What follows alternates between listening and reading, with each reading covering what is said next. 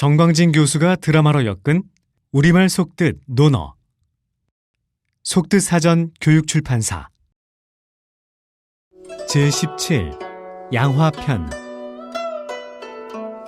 1장 계시 가문의 가신 출신으로 양 땅에서 큰 세력을 이룬 양화가 공자를 뵙고자 하나 공자가 만나주지 않는다. 그러자 양화가 삶은 돼지를 선물로 보낸다. 난감하고 난처하게 된 공자, 양화가 부재 중일 것 같은 때를 기하여 그의 집으로 가서 예물을 돌려준다. 돌아오는 길에 두 사람이 마주친다. 공자 못 본 척 그냥 지나가려 한다. 양화가 얼른 달려가 공자에게 말을 건다. 양화왈, 이리 오시오. 내가 그대에게 할 말이 있소이다. 공자 대꾸를 하지 않고 머뭇거리자 양화가 다시 말을 한다. 양화왈, 보배를 가슴에 품고 있으면서도 나라가 어지럽도록 놔둔다면 그 사람이 인하다고 할 수 있겠소이까? 공자 묵묵부답 멈칫거리자 양화가 또다시 양화왈, 그러면 아니 되겠지요. 그리고 나란 일하기를 좋아하면서 자주 때를 놓친다면 그 사람이 지혜롭다고 할 수 있겠소이까? 공자 대답을 머뭇거리자 양화가 다시 또 양화왈, 그러면 아니 되겠지요. 해와 달이 흘러가니 세월이 우리를 기다려주지 않습니다. 강권에 못 이겨 하는 수 없다는 듯 작은 목소리로 말끝을 흐리면서 공자왈,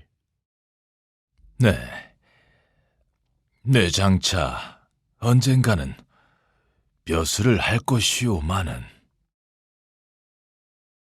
2장 습관이 중요함을 강조하며 간단하지만 깊은 도리를 알려준다. 공자왈, 인성은 선천적이라 서로 가깝고 습성은 후천적이라 서로 다르다. 3장 뒤에서 졸고 있는 한 학생을 주시하며 공자왈, 선천적인 상등의 지혜로움과 후천적인 하등의 어리석음은 잘 바뀌지 않는다. 4장 공자, 제자 자유가 읍장으로 있는 작은 시골 무성읍을 방문한다. 여러 제자를 대동하고 큰 나라에서나 연주하는 예약에 맞추어 노래를 부르는 공연을 관람한다. 공자 빙그레 웃더니 작은 고을에서 큰 나라의 음악을 연주하는 것을 빗대어 말한다. 공자왈, 닭 잡는데 어찌 소 잡는 칼을 쓰는고? 벌떡 일어나 예약 이상으로 교육도 중요하다는 말투로 자유왈, 예전에 선생님께서 이렇게 말씀하시는 것을 제가 들은 바 있습니다. 군자는 도를 배우면 남을 사랑하게 되고 소인은 도를 배우면 일 시키기가 쉬워진다. 공자왈, 제자들아, 자유가 한 말이 옳다. 좀 전에 내가 한 말은 농담이었다. 5장 계시 집안의 가신으로 비읍의 읍장으로 있던 공산부료가 비읍을 근거지로 삼아 반란을 일으켜서 공자를 초빙한다. 공자가 가려고 한다. 불같은 성격을 지닌 자로가 몹시 언짢은 듯 볼멘 소리로 아랜다. 자로왈, 가실 곳이 없으면 그만이지. 하필이면 자낙무도한 공산씨에게 가려고 하십니까? 공자왈, 무릇 나를 부른다면 어찌 공연히 그러겠는가? 만약 나를 등용하겠다는 이가 있으면 내가 그 나라를 동쪽의 주나라 같은 이상국가가 되도록 하겠다. 6장 어린 제자 자장이 공자에게 인에 대하여 묻는다. 공자왈, 5가지를 천하에 실행할 수 있으면 인이 되느니라. 자장이 5가지가 무엇인지 자세히 가르쳐 주기를 청한다. 48살이나 어린 제자의 기특한 질문에 매우 대견한 듯 자상하고 나긋나긋한 말투로 공자왈. 공손할 공, 관대할 관, 믿을 신, 민첩할 민, 은의 해를 말한다. 공손하면 업신여김을 당하지 않고, 관대하면 많은 사람들을 얻고, 믿음이 있으면 남들이 신임하게 되고, 민첩하면 공을 세우게 되고, 은혜로우면 좋게 남을 부릴 수 있게 된다. 7장. 진나라의 지방장관 필힐이 중모 고을을 근거지로 반기를 들어 협조를 구하고자 사람을 보내 공자를 부르니 응하려고 한다.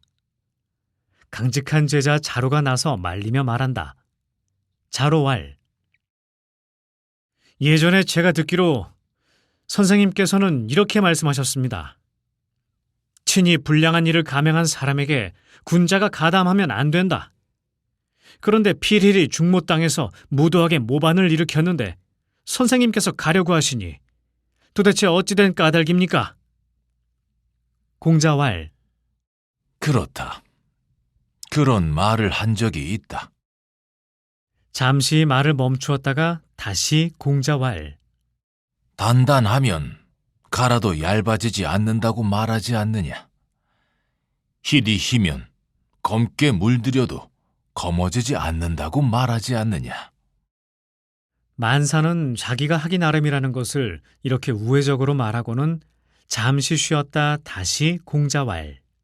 내가 어찌 쓸모없는 뒤웅박이 되어야 하겠느냐. 어찌 매달려 있기만 하고 사람들에게 쓰이지 않으면 무슨 소용이 있겠는가. 8장. 하루는 용감한 장점이 있으나 성급한 단점이 있는 제자 자로를 따로 불러서 특별 지도를 한다. 공자왈. 자로야, 육언과 육패를 들어보았느냐? 자로왈. 아직까지 못 들었습니다. 공자왈. 여기 앉아라. 내 자세히 말해주마. 인을 좋아하되 배우지 아니하면 그 배단은 어리석게 되고, 질을 좋아하되 배우지 아니하면 그 배단은 방탕하게 되며, 신을 좋아하되 배우지 아니하면 그 배단은 도둑 맞게 되고, 직을 좋아하되 배우지 아니하면 그 배단은 각박하게 되며, 용을 좋아하되 배우지 아니하면 그 배단은 어지럽게 되고, 강을 좋아하되 배우지 아니하면 그 배단은 경솔하게 된다. 9장. 시경 특강 시간이다. 어느 때보다 신명나게 강의를 한다. 공자왈. 너희는 어찌하여 시경에 있는 시를 배우지 않느냐? 시는 감흥을 돋게 하고 사물을 깊이 관찰하게 하며 남들과 어울릴 수 있게 하고 은근히 원망을 할 수 있게 한다. 시경에 있는 시를 잘 알면 가까이로는 어버이를 잘 섬길 수 있게 되고, 멀리로는 임금을 잘 섬길 수 있게 되며, 날짐승과 들짐승 그리고 초목의 이름까지도 많이 알게 된다. 10장. 어느 때보다 다정다감한 목소리로 하나밖에 없는 아들 백어에게 당부한다. 공자왈. 너는 시경에 있는 주남편과 소남편의 시를 공부했느냐? 사람으로서 주남편과 소남편의 시를 배우지 아니하면 마치 담장을 마주하고 서 있어서 한 발짝도 앞으로 나아갈 수 없는 것과 같다. 11장. 예의와 음악을 강의할 때는 목소리가 더욱 크고 굵어진다. 공자왈. 예의를 차려라. 예의를 차려라 라고 말하는 것이 어찌 옥이나 비단 같은 예물만을 말하겠는가? 음악이 좋다, 음악이 좋다라고 말하는 것이 어찌 종이나 북 같은 악기만을 말하겠는가? 12장 소인에 대한 비유가 상상을 초월한다. 공자왈. 겉으로는 위엄을 차리지만 속은 들깨처럼 나약한 사람을 소인으로 비유하면 아마도 벽을 뚫고 담을 넘는 좀도둑과 같을 것이다.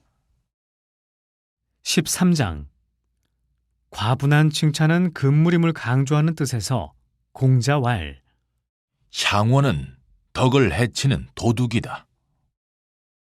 14장 제자들이 소문을 듣고 함부로 이야기하는 사례가 많아 이를 걱정하며 공자왈. 길 가다 들은 것을 근거를 찾아보지도 않고 그대로 길에서 말하는 것은 덕을 버리는 짓이다. 15장 비장하게 낮지만 굵은 목소리로 공자왈. 비루한 사람과 더불어 임금을 섬길 수 있으랴.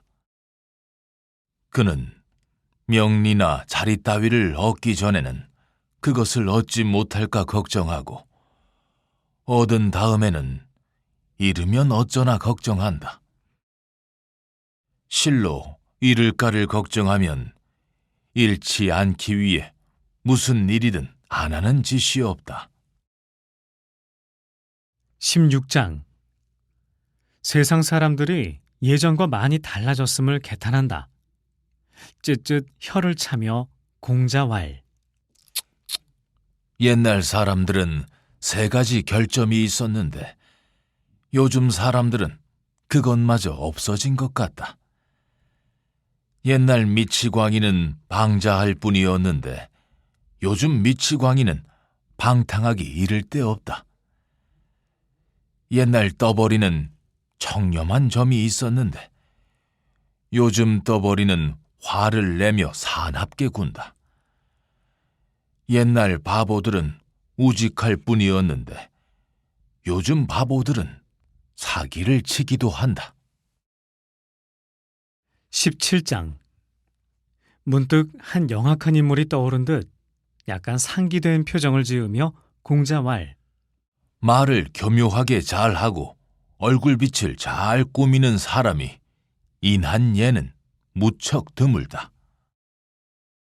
18장 갑자기 얼굴을 찡그리며 공자왈. 자줏빛이 붉은 빛의 광채를 빼앗는 것을 증오하고 적나라의 음란한 음악이 아악을 문란하게 하는 것을 증오하며 입이 날카로운 사람이 나라를 뒤엎는 것을 증오한다. 19장 하루는 자공이 찾아오자 그에게 푸념을 한다. 기진맥진한 듯 공자왈. 네, 이제 아무 말도 하고 싶지 않구나. 자공왈. 선생님이 말씀을 하지 않으면 저희가 어찌 스승님의 도를 전술하겠습니까? 공자왈. 하늘이 무슨 말을 하던가. 그래도 하늘 아래 내 계절이 바뀌고 그래도 하늘 아래 만물이 자라난다. 그렇다고 하늘이 무슨 말을 하던가. 20장 노나라 임금의 신하 유비가 공자를 뵈려 찾아와 대문 밖에서 기다린다는 전가를 받아든 공자. 아프다며 사양의 뜻을 전하라고 시킨다. 심부름꾼이 대문 밖으로 나가자 비파를 가져와 노래를 불러 밖에 있는 유비가 듣게 한다. 21장 예전에 낮잠을 자다 꾸지람을 들은 적이 있는 제자가 벌떡 일어나 자신만만하게 질문을 한다. 제아왈. 3년상은 기한이 너무 긴 것 같습니다. 군자가 3년 동안 예를 행하지 아니하면 반드시 예가 망쳐질 것이며 3년 동안 음악을 행하지 아니하면 반드시 음악이 쇠퇴할 것입니다. 묵은 곡식이 다하고 새로운 곡식이 밥상에 오르며 불쏘시개 나무도 새로 바꾸어야 합니다. 그러니 1년으로 끝내는 것이 옳을 것 같습니다. 공자왈. 1년 만에 쌀밥을 먹고 비단 옷을 입는 것이 너에게는 편하겠느냐? 제아왈. 네, 편안합니다. 공자왈. 네가 편안하면 그렇게 해라. 무릇 군자가 부모상을 치를 때에는 맛있는 것을 먹어도 달지 않고 음악을 들어도 즐겁지 않고 방 안에 살아도 편안하지 아니하므로 그렇게 하지 않는 것이다. 지금 네가 편안하기만 바라면 그렇게 해라. 제아 시무룩한 표정을 지으며 밖으로 나간다. 혀를 차며 혼자 말투로 공자왈. 제아는 참으로 어질지 못하구나. 자식은 태어나서 3년이 되어야 부모님 품을 벗어난다. 그래서 3년상은 천하에 널리 통용되는 상례이다. 제아도 부모에게 3년 동안 사랑을 받았을 텐데. 22장. 제자들이 학업에 열중하지만 간혹 빈둥거리는 이가 있어 눈에 거슬리자 공자왈. 배불리 먹으며 하루를 마치면서도 마음을 쓰는 바가 없이 빈둥거리기만 하면 덕을 쌓기 어렵다. 장기나 바둑이라도 있지 아니한가? 그것을 두는 것이 빈둥빈둥 하는 것보다는 현명할 것 같다. 23장. 씩씩하다는 평을 많이 듣는 제자가 벌떡 일어나 질문을 한다. 의기양양한 목소리로 자로왈. 군자는 용맹을 숭상해야 합니까? 씩씩하기만 하면 소용이 없음을 알게 해주려면 어떻게 할까 잠시 고민하다가 공자왈. 군자는 의리를 최상으로 삼는다. 군자는 용맹하지만 의리가 없으면 난을 일으키게 되고 소인은 용맹하지만 의리가 없으면 도둑질을 하게 된다. 24장. 하루는 대단히 아끼는 제자가 찾아온다. 두 손에 무언가 잔뜩 들고서 자공왈. 군자 또한 미워하는 것이 있습니까? 공자왈. 미워하는 것이 있고 말고 남의 잘못을 떠들어대는 자를 미워하며 아랫사람이 윗사람을 비방하는 자를 미워하고 용맹하기는 하지만 예절을 지키지 않는 자를 미워하며 과감하기만 하고 융통성이 없는 자를 미워한다. 잠시 멈칫했다가 다시 공자왈. 자공아, 너 또한 미워하는 자가 있느냐? 자공왈. 저는 몰래 엿보고서 아는 척하는 자를 미워하고 공손하지 아니하면서 용감한 척하는 자를 미워하며 남의 사사로운 일을 들추어내며 자기는 솔직한 척하는 자를 미워합니다. 25장. 느닷없이 한심한 표정을 지으며 공자왈. 오로지 여자와 소인은 배하기 어렵다.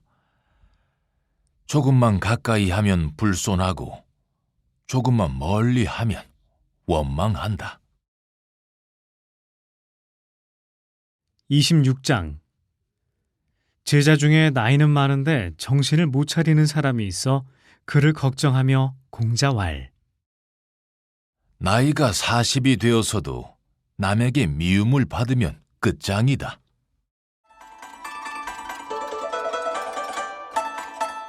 전광진 교수가 드라마로 엮은 우리말 속뜻 논어.